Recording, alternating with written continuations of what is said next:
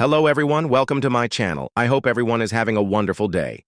Before starting the video, please go ahead and hit the subscribe button and give this video a like up. Victor outplays Chelsea and Audra gets what she wants. Thursday, June 12th, 2025. Today on The Young and the Restless, Jack's on to Audra and Victor, Nate worries about his girlfriend, and Nick convinces Sharon to come to Nice. At the club, Audra tells Nate about her invitation to Dumas' party. She's sure her company will go viral. He questions her getting invited. She lies that she sent Dumas her idea for the campaign, and he was intrigued. Nate remains skeptical. It strikes Nate as strange that Dumas is willing to fly her over for a publicity stunt for a perfume. The whole setup disturbs him. He's so private. Why would he want to be part of the stunt?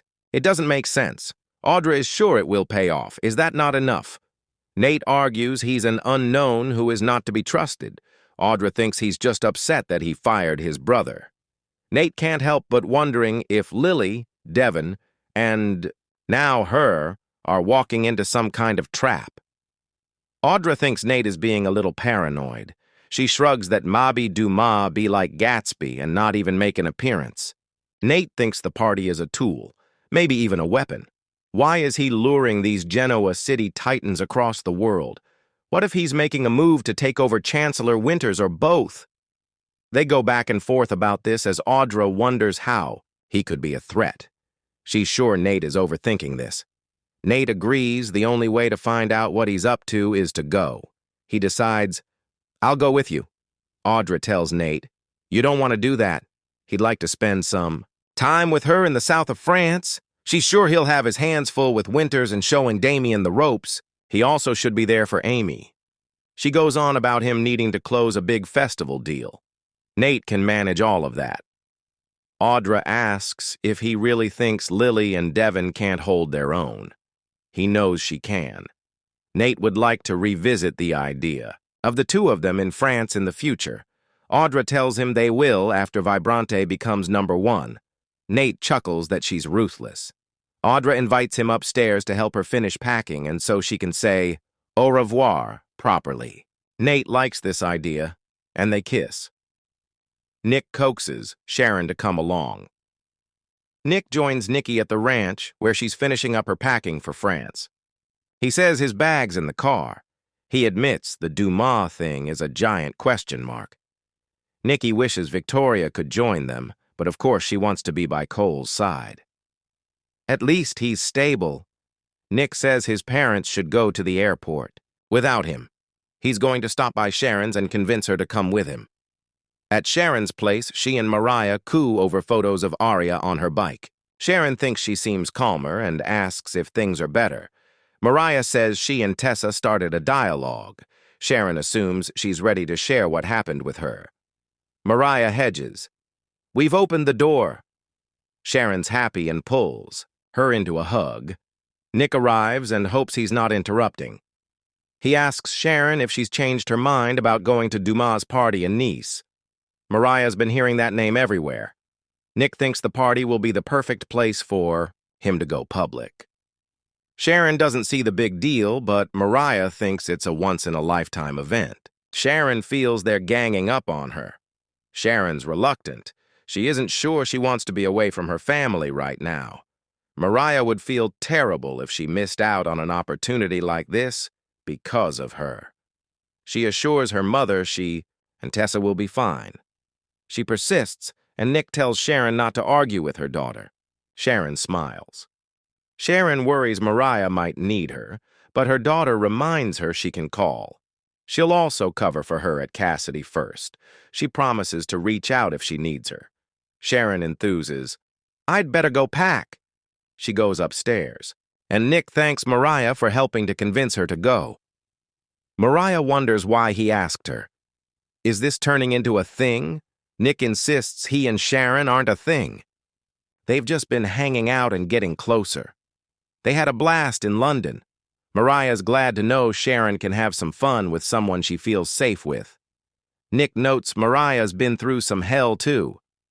That doesn't just go away. She guesses Sharon said something. Nick doesn't know the details, just that she's worried. Will she be okay without Sharon to lean on?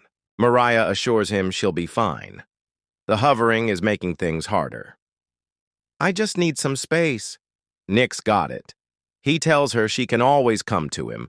Mariah tells him that offer means the world, and they embrace. More. Sean Carrigan's. Adorable update. Sharon reappears, excited about the trip but worrying about what to wear. Mariah toots the shopping in France. Sharon worries about work, but Mariah reassures her. Sharon warns her to answer if she calls. Mariah hugs her, Nick takes her bag, and they leave. Once alone, Mariah's smile fades. She looks at a framed photo of her, Tessa and Aria. Chelsea's negotiation with Victor at Crimson Lights on the patio. Chelsea thanks Victor for making time for her before France. He asks what she wants. Chelsea's not a fan of using Newman Media to launch an attack on Billy. Adam agrees with her. Victor does not. He tells her she's wasting her time trying to get him to back off Billy Abbott. She's prepared to cut him a deal. She'll tell him the true identity of Aristotle Dumas. Her days as a con artist taught her how to read between the lines. She hasn't shared this information with anyone but him. He needs to be prepared to walk into the lair of the enemy. Victor smirks. I'll be damned. Chelsea tells him her information will give him more power and help him protect the family. Victor thinks she should tell him without making demands. Billy's a big boy. Why is she so insistent on helping him? Is she still in love with him? Is she using his son to distract from her feelings for Billy Boy Abbott? Chelsea will always care for Billy. He saved her life. She can't repair the damage she did by cheating, but she refuses to hurt him more. Victor asks why he'd give up something of value to him for information he already has. I know who Aristotle Dumas is. Chelsea tells Victor that he's bluffing. He says, "You're bluffing." She's lost her touch. Chelsea says this isn't a game. Victor thinks she's going to tell him that Aristotle Dumas is Tucker McCall. Chelsea says, "You got me. Tucker is Dumas." Victor thinks it makes sense, and easy for her to make an educated guess. If it weren't, she'd be smart enough to present proof.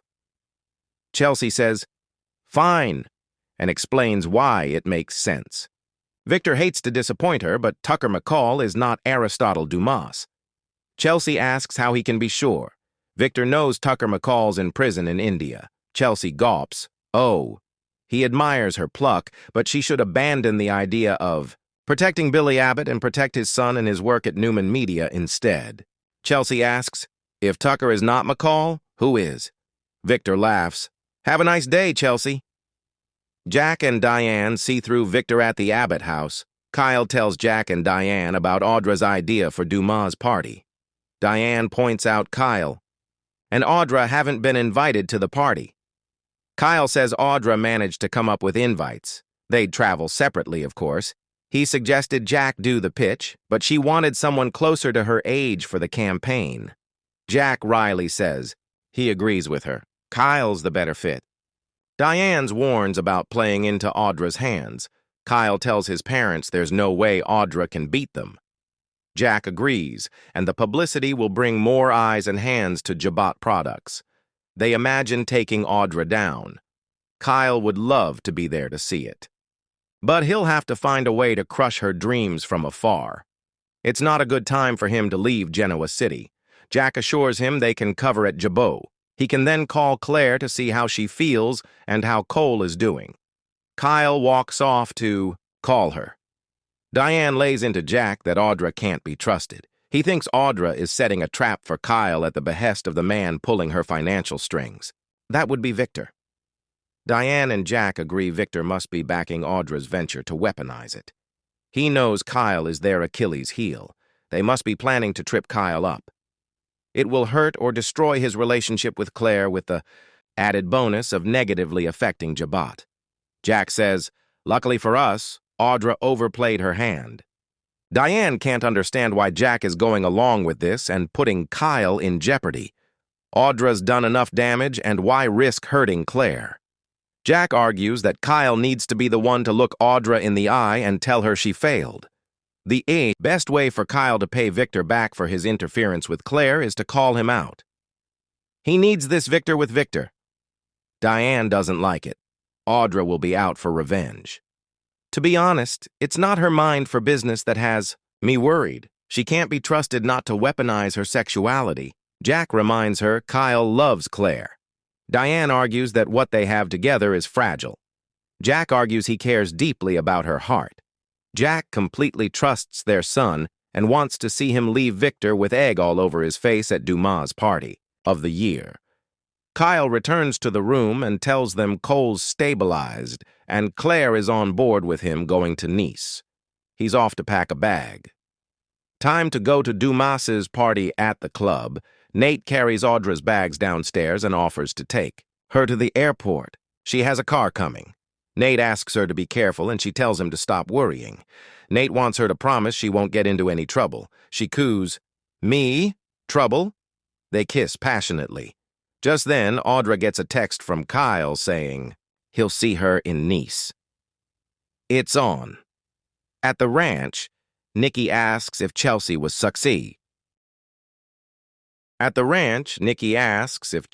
successful. In dissuading him from going after Billy. He says she was not. She asks if he's ready for whatever Dumas has in store for them. She worries they're being led into a lion's den. Victor tells her he's dealt with bigger fish than this. "Don't you worry about a thing.